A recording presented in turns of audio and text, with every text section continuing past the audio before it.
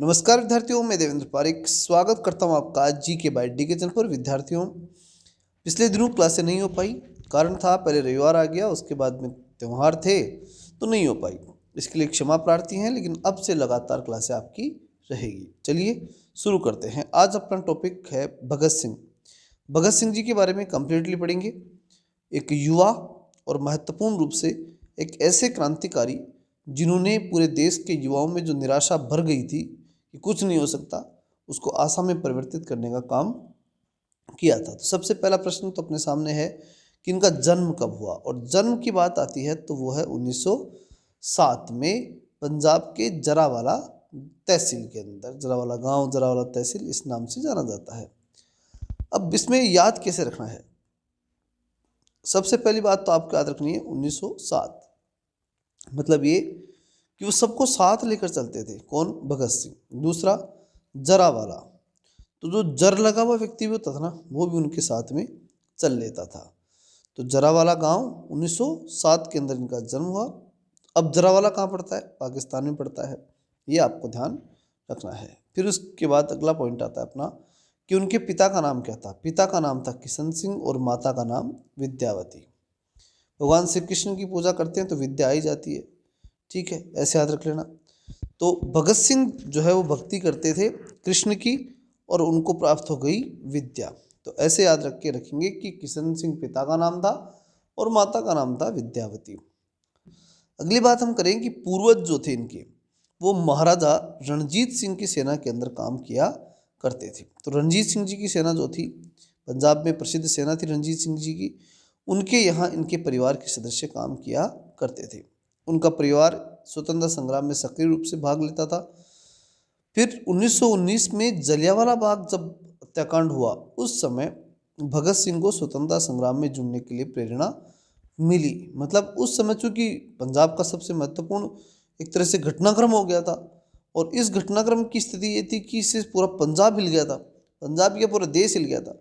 तो ऐसी स्थिति के अंदर भगत सिंह में राष्ट्रीय आंदोलन के प्रति एक भावना पैदा हुई, और विशेष रूप से स्वतंत्रता के प्रति जो भाव थे वो उनमें ज़्यादा जागृत हुए, और इसलिए वो स्वतंत्रता संग्राम से जुड़ गए। तो 1919 में हुआ था जलियांवाला बाग हत्याकांड, ये तो हम सबको याद है ही, और उसके माध्यम से या उस कारण से भगत सिंह जी स्वतंत्रता आंदोलन में जुड़ते हैं। अगली बात आती है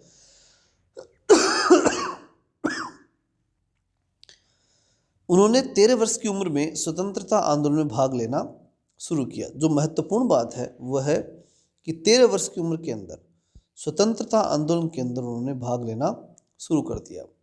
बहुत छोटी उम्र में ही जब वो घटना घटी, तो भाई 7 में इनका जन्म हुआ और 19 के अंदर ये घटना घट गई, तो आप समझ सकते हैं कि ज़्यादा बड़े नहीं थे, लगभग 13 साल के थे। तो उस अवस्था के अंदर इन्होंने स्वतंत्रता आंदोलन में भाग ले लिया।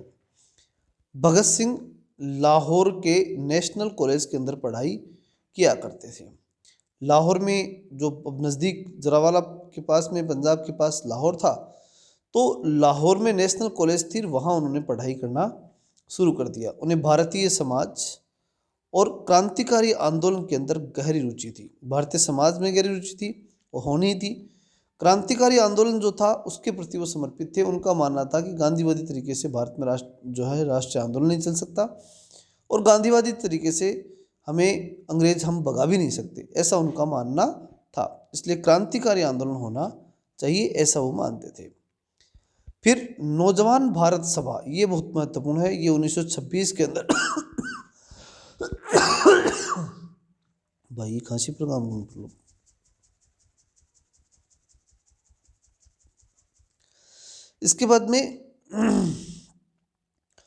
इसके बाद में नौजवान भारत सभा 1926 भगवती चरण और भगत सिंह इन दोनों ने मिलकर के बनाई थी। तो पहले तो यह ध्यान रखो कि नौजवान सभा तो कई हो सकती है, लेकिन भारत सभा है तो भारत भय से स्टार्ट होता है, भगवती चरण भय से स्टार्ट है, भगत सिंह भी भय से ही हैं। तो भारत सभा, नौजवान भारत सभा भगवती चरण और भगत सिंह ने बनाई थी।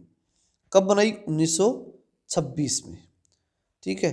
चारों तरफ छिब्बियाँ लगानी पड़ी, 26 यानी मतलब हर जगह कुछ पोस्टर लगाने पड़े, 26 याद रह जाएगा छिब्बियों से। तो जगह जगह छिप्पी लगाई और लोगों को, नौजवानों को जागृत किया। इसलिए नौजवान भारत सभा 1926 में भगत सिंह और भगवती चरण ने मिलकर के बनाई थी। एक नारा दिया था इन्होंने, हिंदुस्तान जिंदाबाद। ये इसी नौजवान भारत सभा के अंदर इन्होंने दिया था 1926 में। फिर बात आती है जो मैंने पिछले वीडियो में बताई थी आपको, HRA और HSRA। ठीक है, हिंदुस्तान रिपब्लिक एसोसिएशन, HRA के तो वो सदस्य बने, HRA में शामिल हुए और उसके बाद उन पे काम करते हुए, HRA में काम करते हुए इसका नाम बदला इन्होंने और क्या किया, Hindustan socialist Republic association HSRA, HSRA के नाम से इन्होंने इसे डेवलप किया, इसे तैयार किया। तो HSRA के रूप, मतलब उसको रूप दे दिया। HRA में रहे, उसमें एस से नहीं, सोशलिस्ट। ये सोशलिस्ट शब्द किसके द्वारा दिया गया है, ये भगत सिंह के द्वारा दिया गया है। तो HSRA में सोशलिस्ट शब्द डेवलप करने का काम किसने किया था, भगत सिंह ने किया था। अगला है सितंबर 1928 में विजय कुमार सिन्हा, शिव वर्मा, सुखदेव, इनका समर्थन उनको प्राप्त हो गया। किस में, HSRA में। मतलब सितंबर 1928 के अंदर इन्होंने क्या किया था कि HRA का नाम बदल करके HSRA कर दिया 28 में। पहली बात तो याद रखना। दूसरी बात, विजय कुमार सिन्हा, शिव वर्मा और सुखदेव, ठीक है, शिव की अगर हम पूजा करते हैं तो विजय भी प्राप्त होती है और सुख भी प्राप्त होता है। तो शिव की भक्ति से, ऐसे याद रखना, शिव की भक्ति, भक्ति मतलब भगत सिंह हो जाएगा। तो शिव वर्मा और शिव की भक्ति से क्या प्राप्त होती है, दो चीजें, एक तो विजय प्राप्त होती है और एक सुख प्राप्त होता है। तो विजय कुमार सिन्हा, सुखदेव और शिव वर्मा, इनके साथ मिलकर के HSRA को क्या किया था, इन्होंने आगे बढ़ाया था। और एक तरह से हम कह सकते हैं कि HRA में HS जो शब्द डाला था, S, वो S शब्द इन तीनों के सहयोग से उन्होंने डाला था। किसने, भगत सिंह ने। कब की बात है, 1928 की। चलिए नेक्स्ट जो पॉइंट अपना वो है, भगत सिंह ने समाजवादी विचारधारा को अपनाया। सीधी सी बात है, H यानी हिंदुस्तान, HS का मतलब ही क्या है, समाजवाद, और फिर रिपब्लिक एसोसिएशन, ये तो था HSRA। तो इसमें जो S शब्द उन्होंने खुद ने डाला, इसका मतलब क्या है कि वो किससे ज़्यादा प्रभावित थे, समाजवाद से ज़्यादा प्रभावित थे। वे महान क्रांतिकारी राम प्रसाद बिस्मिल से प्रेरित थे। किससे प्रेरित थे, राम प्रसाद बिस्मिल से प्रेरित थे। कौन, भगत सिंह। तो राम की भक्ति करते थे वो। किसकी भक्ति करते थे, राम की भक्ति करते थे। भगत सिंह ने 1928 में साइमन कमीशन के विरोध में भाग लिया। कब की बात हो रही है, 1928 की। लगभग सारे घटनाक्रम 1928 में चल रहे हैं, क्योंकि 28 में उन्होंने HRA का नाम HSRA किया था और उसी 28 के अंदर साइमन कमीशन का भी विरोध शुरू हो गया। लाला लाजपत राय की मृत्यु का बदला लेने के लिए भगत सिंह ने 17 दिसंबर 1928, मतलब सीधा से समझो उसी 1928 के आखिरी महीने में, ये 17 यानी खतरा बन गई। किसके लिए, अंग्रेजों के लिए। तो 17 दिसंबर 1928 इसमें राजगुरु, चंद्रशेखर, जयगोपाल, इन तीनों के साथ योजना बनाई और किसकी हत्या कर दी, सैंडर्स की हत्या कर दी। मतलब इतना सा ध्यान रखना आपको कि 1928 के अंदर साइमन कमीशन आया और उसी के आखिरी में, उस विरोध में जब भगत सिंह ने लाला लाजपत राय ने जब उसका विरोध किया था, किसका, साइमन कमीशन का, लाला लाजपत राय ने जब विरोध किया, तो उस विरोध के अंदर जब लाला लाजपत राय की मृत्यु हो गई थी, जो हमने पिछले वीडियो में पढ़े हैं, लाला लाजपत राय को अगर नहीं पढ़ा तो पढ़ लेना जा करके। तो लाला लाजपत राय की जब हत्या कर दी गई, मतलब ये मान लीजिए कि डंडू से पीट के उन्हें मारा गया और उनकी मृत्यु हो गई, तब इन युवाओं ने, जो उस समय युवा थे, राजगुरु, चंद्रशेखर और जयगोपाल और उनके साथ भगत सिंह, इन सब ने मिल करके और फिर प्लान बनाया किसको मारने का, सैंडर्स की हत्या करने का। तो कब की बात है, 17 दिसंबर 1928। ठीक है, तो राजगुरु, चंद्रशेखर, जयगोपाल और फिर भगत सिंह। ठीक है, राजा की जय हो या जय गोपाल, गोपाल की जय हो, और फिर गोपाल राज किए ही थे, चंद्रशेखर हैं ही। तीन शब्द जरूर याद रखना है, राजगुरु, चंद्रशेखर और जय गोपाल, इनके साथ मिल करके और फिर सैंडर्स की हत्या कर दी किसने? भगत सिंह ने। फिर आती है बात 29 की, 28 के बाद 29, 1929 भगत सिंह और बटुकेश्वर दत्त ने अंग्रेजों के खिलाफ नारे लगाते हुए बम फेंका था। किसने फेंका? भगत सिंह और बटुकेश्वर दत्त ने। अब इसमें क्या याद रखना है कि भगत सिंह ने बटुए में से बम निकाला, भगत सिंह ने बटुए में से क्या निकाला? बम निकाला और फेंक दिया। कब फेंका? अच्छा, आए कहाँ कैसे थे भगत सिंह? अप्रैल यानी रेल में बैठ के आए थे। और 1929, ठीक है, 2/9 दोनों दोनों कौन कौन से? भगत सिंह और बटुकेश्वर दत्त। तो दोनों आए थे। अब रेल में बैठ करके दोनों आए थे, 2 और 9 यानी दोनों, और दोनों आए थे। और इसमें क्या फिर याद रखना है? दोनों कौन? भगत सिंह और बटुकेश्वर दत्त। अब बटुकेश्वर दत्त याद नहीं रहेगा, इसलिए ध्यान रखना भगत सिंह का बटुआ बटुकेश्वर के पास था, और फिर उस बटुए में से क्या निकला? बम निकाला और उसे दिल्ली के असेंबली हॉल के अंदर फेंक दिया गया। याद रह जाएगा। 15 अप्रैल अप्रैल, ये 15 तो पॉइंट ही, अप्रैल 1929 याद रखना। भगत सिंह बटुकेश्वर दत्त ने अंग्रेजों के खिलाफ नारे लगाते हुए बम फेंका था, दिल्ली के असेंबली हॉल में फेंका था, और नारे लगाए थे इनकलाब जिंदाबाद, साम्राज्यवाद मुर्दाबाद। और बम फेंकने के बाद में अपना आत्मसमर्पण भी कर दिया था। ये बड़ी बात थी।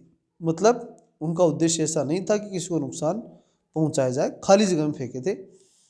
और बम फेंकने का टारगेट कोई आतंकवादी गतिविधि के रूप में बिल्कुल नहीं था, एक क्रांतिकारी रूप से कि बहरों को जगाने के लिए खुड़के करने पड़ते हैं, ये बात उन्होंने कही थी। ठीक है, तो याद हो गया होगा अप्रैल 1929 का कॉन्सेप्ट। और उसके बाद हम जब बात करते हैं तो आती है अप्रैल के बाद जून। 4 जून 1929 दिल्ली सेशन कोर्ट के जज मिडिल्टन ने भगत सिंह और बटुकेश्वर दत्त को आजीवन कारावास देकर के भगत सिंह को मियांवाली जेल में और बटुकेश्वर दत्त को लाहौर जेल में भेज दिया गया। ये दो बातें फिर आपको ध्यान रखनी है। 1929 की बात है, और 1929 में ही, यानी उन दोनों को ही जून में, अप्रैल में तो उन्होंने बम फेंका, फिर मई जून 2 महीने में वो केस हो गया कंप्लीट। और उस केस में मिडिल्टन ने, इसका यार नाम याद रखना आपको, मिडिल्टन जो बीच में बैठा हुआ जज था, मिडिल यानी बीच वाला जज, तो उस मिडिल्टन ने क्या दे दिया? भगत सिंह बटुकेश्वर दत्त को आजीवन कारावास दे दिया। ठीक है, सेशन कोर्ट था ये दिल्ली का। कहाँ का था? दिल्ली का सेशन कोर्ट। और उसमें भगत सिंह को मियांवाली जेल और बटुकेश्वर दत्त को लाहौर जेल भेज दिया है। ये ध्यान रखना कि भगत सिंह को तो जो मियाँ उनके दोस्त थे उनके पास भेज दिया, और बटुकेश्वर को लाहौर भेज दिया गया। फिर उसके बाद में आता है जून 1929 दिल्ली हाई कोर्ट ने सेशन जज के निर्माण को बहाल रखा। अब यहाँ एक बात समझनी है कि 4 जून के बाद 12 जून को ये हाई कोर्ट से, मतलब सेशन कोर्ट से हाई कोर्ट गए। हाई कोर्ट ने कहा नहीं भाई ये सज़ा रहेगी इनको, और इस सेशन जज की जो है निर्णय को हम बहाल रखते हैं। ये बात किसने कही? फोर्ड और एडिशन ने। मतलब इन्होंने और ऐड कर दिया कि नहीं आगे चलने दो, ठीक है, कम क्यों करेंगे, ज़्यादा भले कर दे। तो फोर्ड और एडिशन ये 2 व्यक्ति थे, इन्होंने इस सज़ा को कायम रखा जो मिडिल्टन ने दी थी। अगली बात आती है फिर 14 जून 1929 को, वही जून का महीना चल रहा है, 4, 12 और फिर 14 जून को भूख हड़ताल शुरू हो गई और 64 दिनों तक ये भूख हड़ताल चलती रही। इसमें यतीन्द्र नाथ दास शहीद हो गए थे, क्योंकि इसने बिल्कुल जो है शरीर कमज़ोर होने के बावजूद भी एक बूंद पानी तक भी नहीं पी। इसने, यतीन्द्र नाथ ने, ठीक है, एकदम यति था, एकदम नाथ, ठीक है, योगी आदित्यनाथ की तरह नाथ था, ठीक है, तो यतीन्द्र नाथ था, तो शहीद हो गए। कौन? यतीन्द्र नाथ दास।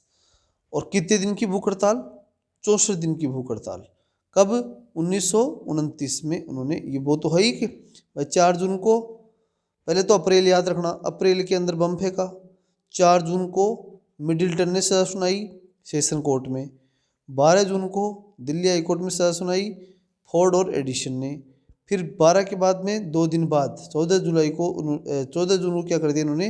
भूख हड़ताल कर दी। कितने दिन चली? 64 दिन। कौन मर गया था इसमें, कि कौन शहीद हो गया था? यतीन्द्र नाथ दास शहीद हो गए थे। अब अगली बात आती है, भगत सिंह ने जेल में रहकर किताबें पढ़ने और लिखने का काम किया था। पढ़ने लिखने का काम तो करेंगे ही, अब क्रांतिकारी थे तो वो अपनी किताबें अपने पास रखा करते थे। उन्होंने अपने लेखों के माध्यम से ब्रिटिश शासन की आलोचना कर दी, ब्रिटिश शासन की आलोचना भी की थी, करनी थी। अगली बात आती है भगत सिंह को शहीद ए आजम, क्या कहा गया? शहीद ए आजम। शहीद ए आजम की उपाधि भगत सिंह को दी जाती है, हम सब जानते हैं, और अच्छे से याद भी होगी आपको। उनके पसंदीदा लेखकों में, मतलब पसंदीदा लेखक कौन कौन से, यानी किन की किताबें पढ़ा करते थे वो? तो एक तो कार्ल मार्क्स की पढ़ते थे, लेनिन की पढ़ते थे, वाल्ट हिटमैन की पढ़ा करते थे। ये सब समाजवादी, ये साम्यवादी लोग थे। मार्क्स तो साम्यवाद का जनक है ही।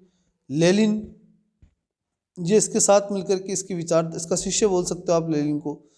मार्क्स का आगे जाकर के जो है मार्क्सवाद को बढ़ाने वाला कौन था? लेनिन। तो लेनिन की किताब पढ़ते थे, मार्क्स की किताब पढ़ते थे, और वाल्ट हिटमैन की किताबें पढ़ते थे। मतलब एक तरह से मार्क्स की विचारधारा को और साम्यवादी विचारधारा का समर्थन करते थे। कौन? भगत सिंह। अगली बात आती है भगत सिंह ने मैं नास्तिक क्यों हूँ, मैं नास्तिक क्यों हूँ, बहुत महत्वपूर्ण है। ये लेख इन्होंने लिखा था कि भाई नास्तिक तो हूँ मैं, लेकिन मैं नास्तिक क्यों हूँ, भगवान को नहीं मानता, लेकिन मैं क्यों नहीं मानता। ये बात उन्होंने इस लेख में लिखी थी। डेफिनेटली जो साम्यवादी होते हैं, जो कम्युनिस्ट होते हैं, वो लोग भगवान को नहीं मानते, नास्तिक होते हैं। इसलिए इसमें कहा गया है कि भगत सिंह ने बात कही थी कि मैं नास्तिक क्यों हूँ। अगली है अन्य किताबों की हम जब बात करते हैं तो इसमें आत्मकथा, समाजवाद का आदर्श, भारत में क्रांतिकारी आंदोलन, मृत्यु के द्वार पर, ये किताब इन्होंने लिखी थी। किसने लिखी थी? भगत सिंह ने। कौन कौन सी? पहली आत्मकथा, खुद की कथा लिख दी। फिर समाजवाद का आदर्श इन्होंने बताया कि समाजवाद का आदर्श क्या हो सकता है। भारत में क्रांतिकारी आंदोलन किस प्रकार से होते हैं या हो रहे हैं, इसके बारे में उन्होंने बताया। मृत्यु के द्वार पर, मृत्यु के द्वार पर कैसे लोग बैठे हुए हैं, इसके बारे में बताया। तो आत्मकथा, समाजवाद का आदर्श, भारत में क्रांतिकारी आंदोलन, मृत्यु के द्वार पर। ठीक, अब इसको याद कैसे रखोगे कि भाई मृत्यु के द्वार पे आत्मकथा लिख रहे थे ये भगत सिंह। क्या लिख रहे थे? मृत्यु के द्वार पर बैठ करके आत्मकथा लिख रहे थे। किस चीज़ को स्वीकार करते थे सारी उम्र? समाजवाद को उन्होंने सारी उम्र स्वीकार किया। और क्या किया? और भारत में क्रांतिकारी आंदोलन किया। तो इस प्रकार से आत्मकथा उन्होंने बताई, ऐसे याद रखना। इनका विश्वास था कि स्वतंत्रता सिर्फ राजनीतिक नहीं बल्कि सामाजिक और आर्थिक भी होनी चाहिए। सामाजिक आर्थिक होनी चाहिए। क्या? स्वतंत्रता। ठीक है, केवल राजनीतिक नहीं होनी चाहिए स्वतंत्रता, सामाजिक आर्थिक भी होनी चाहिए। कौन मानता था? ये भगत सिंह माना करते थे। अब बात आती है जीवन के आखिरी मोड़ की। तो 23 मार्च 1931 को, 29 तक तो पूरे सक्रिय आंदोलन में रहे, समझ में आ ही रहा है आपके। ठीक है, 29, 4 जून, 12 जून, 14 जून 29, ये चल ही रहा था। लेकिन अब बात आती है 31 तक। 31 तक जब सब कुछ सजाएं मिल गई, तब 23 मार्च 1931 को उनको फांसी दे दी गई। फांसी अकेले को मिली क्या? नहीं मिली। पहली बात तो आप अच्छे से सन याद रखना, 23 मार्च 1931, इसमें कोई गलती नहीं होनी चाहिए। 23 मार्च 1931 को फांसी की सज़ा दी गई थी। 23 मार्च चलेंगे, है ना, 2-3 2-3, क्योंकि 3 आदमी थे ही के। कौन कौन से? देखो, राजगुरु सुखदेव, एक तो कौन थे? राजगुरु, एक सुखदेव, और दूसरे खुद भगत सिंह। तो तीनों गए। तो इन तीनों को फांसी मिली थी। क्या मिली थी? फांसी। तो फांसी शब्द में कितने अक्षर है? 2। तो ये तो 2 हो गया। और किन को मिली? 3 को। तो 2 और 3। ठीक, और 2-3 आदमी क्या करेंगे? मार्च करेंगे, चलते हुए जाएंगे फांसी की फंदे तक। तो मार्च। और 1931 दिखने में साधारण है, लेकिन 2-3 बात एक्स्ट्रा बताते हैं तो चीज़ें याद रह जाती हैं। ठीक है ना, इसलिए इसको ध्यान रखना। 23 मार्च 1931 को फांसी सजा दे दी गई। इसमें भगत सिंह थे, राजगुरु और सुखदेव। राजगुरु, सुखदेव और भगत सिंह, तीनों नाम याद रखना। राजगुरु, सुखदेव और भगत सिंह हम सब जानते हैं, खूब सुना है। लेकिन कई बार क्या होता है, एग्जाम सेंटर में बैठे होते ना, बस वहीं गड़बड़ हो जाती है, और ये था। हालांकि खूब सुना होता है भगत सिंह, सुखदेव, राजगुरु, क्या मालूम कितनी बार सुना है आपने। और 23 मार्च को भी खूब पढ़ा है, लिमिट से बार पढ़ा होगा, लेकिन कई बार गड़बड़ होती है। इसलिए मैं कह रहा हूँ कि इनको थोड़ा सा गौर से चीज़ों को ध्यान से सुनना। और तो क्या है, और तो बस साधारण चीज़ें हैं, याद करने लायक कुछ नहीं है, लेकिन ध्यान से काम करने लायक बहुत कुछ है। भगत सिंह को फांसी लाहौर के सेंट्रल जेल में मिली थी। ये भी बहुत महत्वपूर्ण क्वेश्चन है कि फांसी कहाँ दी गई थी, तो लाहौर के सेंट्रल जेल में दी गई थी। उनकी फांसी की उम्र कितनी थी, मात्र 23 वर्ष। 23 साल की उम्र के अंदर उनको क्या मिल गई थी, फांसी मिल गई थी। ये बहुत महत्वपूर्ण प्रश्न है। कितनी उम्र थी, 23 उम्र थी। सेंट्रल जेल के अंदर, लाहौर के सेंट्रल जेल में उनको फांसी दी गई थी। उनके साथ कौन कौन थे सब आता है। ये 23 मार्च 1931 को फांसी दी गई थी। भगत सिंह का अंतिम संस्कार किस नदी के किनारे किया गया, सतलज नदी के किनारे। यह भी एक महत्वपूर्ण प्रश्न है। तो सतलज नदी के किनारे अंतिम संस्कार हुआ था, 23 वर्ष की उम्र में हुआ था। लाहौर की सेंट्रल जेल के अंदर उनको फांसी दी गई थी और सुखदेव राजगुरु उनके साथ फांसी लेने वाले महानायक थे। अगली बात आती है कि उनका मानना था, उनके विचार क्या थे। उनका मानना था सच्ची क्रांति विचारों के बदलाव से आती है। भगत सिंह ने धर्म और राजनीति को अलग करने की वकालत की थी कि राजनीति धर्म में नहीं आनी चाहिए, धर्म राजनीति में नहीं आना चाहिए। वे जाति प्रथा और सांप्रदायिकता के खिलाफ थे। जाति प्रथा के खिलाफ थे, सांप्रदायिकता के खिलाफ थे। भगत सिंह कीर्ति और अर्जुन जैसी पत्रिकाओं के लिए लिखते थे। भगत सिंह किसके लिए लिखते थे, कीर्ति और अर्जुन। ये जो पत्रिकाएं हैं, इन पत्रिकाओं के लिए वो लिखा करते थे, कीर्ति और अर्जुन। जाति प्रथा सांप्रदायिकता के खिलाफ थे। कौन, भगत सिंह। कौन सी दो पत्रिका लिखते थे, कीर्ति और अर्जुन। अगला है, उन्होंने हिंदी, उर्दू, पंजाबी, अंग्रेजी इन भाषाओं का अच्छा ज्ञान प्राप्त कर लिया था। हिंदी, उर्दू, पंजाबी और अंग्रेजी, इन कविताओं, इन भाषाओं का जो है वो अच्छा ज्ञान था। देखिए, अंग्रेजी का ज्ञान उस समय भी जरूरी था, आज भी जरूरी है। पंजाब के वो थे तो पंजाबी भाषा, उर्दू पाकिस्तान के आसपास के सभी इलाकों में थी तो वो भी थी, और हिंदी भारत में थी थी। तो हिंदी, उर्दू, पंजाबी और अंग्रेजी इन सब भाषाओं का अच्छा ज्ञान था। भगत सिंह को क्वालिटी ऑफ ब्रेवरी, ये बहुत महत्वपूर्ण प्रश्न है कि ब्रेवरी की क्वालिटी की बात की जाती थी उनके लिए। क्वालिटी ऑफ ब्रेवरी यानी बहादुरी की क्वालिटी किसमें मानी गई, भगत सिंह में। तो भगत सिंह को इस बात के लिए बहुत याद किया जाता है, क्वालिटी ऑफ ब्रेवरी के लिए। नेक्स्ट है, भगत सिंह ने हिंसा को एक माध्यम के रूप में देखा, न कि उद्देश्य के रूप में, कि भाई माध्यम है और उस माध्यम से हम भारत को आज़ाद करा सकते हैं, न कि आज़ाद होने के बाद फिर हिंसा ही सब कुछ है, ऐसा वो नहीं चाहते थे। उनका मानना था कि हिंसा के माध्यम से आज़ादी प्राप्त हो जाएगी, बस बात इतनी सी है कि राजी बाजी वो जाएंगे नहीं, इनको कूट के बाहर भगाना पड़ेगा, ऐसा वो मानते थे। उनका मानना था कि समाजवाद से ही समाज में समानता आ सकती है, इसलिए वो समाजवाद के ऊपर अत्यधिक जोर दिया करते थे। उनके द्वारा इस्तेमाल किए गए नारों की अगर हम बात करें तो उन्होंने कहा था इंकलाब जिंदाबाद, ये मैंने बता ही दिया था, ये भगत सिंह का नारा है, इंकलाब जिंदाबाद। फिर भगत सिंह ने अपनी फांसी के दिन गीता और लेनिन की किताबें पढ़ी थी। जब मृत्यु की घड़ी सामने थी तो गीता को सभी पढ़ते हैं। भगत सिंह ने भी जीवन के अंतिम चरण में भी गीता को पढ़ करके ज्ञान प्राप्त करने का पूरा प्रयास किया कि जीवन में अंततः ज्ञान तो प्राप्त हो ही जाए। और यही मैं चाहता हूँ कि आपको ज्ञान की प्राप्ति तो कम से कम हो ही। गीता का ज्ञान बाद में ले लेना, लेकिन भगत सिंह क्या है क्या नहीं है उसके बारे में टोटल जानकारी आपके पास होनी चाहिए। ये मैंने आपको दे दी, अच्छे से याद कराने का प्रयास भी किया। बात यह है कि इसके आगे यानी कल से रेगुलर, आज के बाद कंप्लीटली जितना कोर्स है वो पूरा कराया जाएगा, नियमित कराया जाएगा, किसी भी माध्यम से हो, बोर्ड के माध्यम, डिजिटल बोर्ड हो या फिर ये जो आज पढ़ाया उस तरीके से हो। अब अच्छा कौन सा लगता है वो आप बताएंगे, क्योंकि मेरा प्रयास हमेशा रहेगा और मैं लगातार जो है, क्योंकि आज सर्दी ज़्यादा थी हमारी तरफ तो इसलिए मैंने ऐसे बना दिया, अन्यथा बोर्ड के ऊपर खड़े होकर के बना देता। अब आप कहोगे उसके अकॉर्डिंग बना देंगे। प्रयास पूरा रहेगा कि आपको याद हो, उसमें कोई कमी नहीं छोड़ी जाएगी। नए हो तो चैनल को सब्सक्राइब जरूर कीजिएगा, लाइक शेयर जो कर ही दिए होंगे, ठीक है, ऐसा मेरा मानना है। तो चलिए मिलते हैं नेक्स्ट वीडियो में, तब तक के लिए जय हिंद, जय भारत।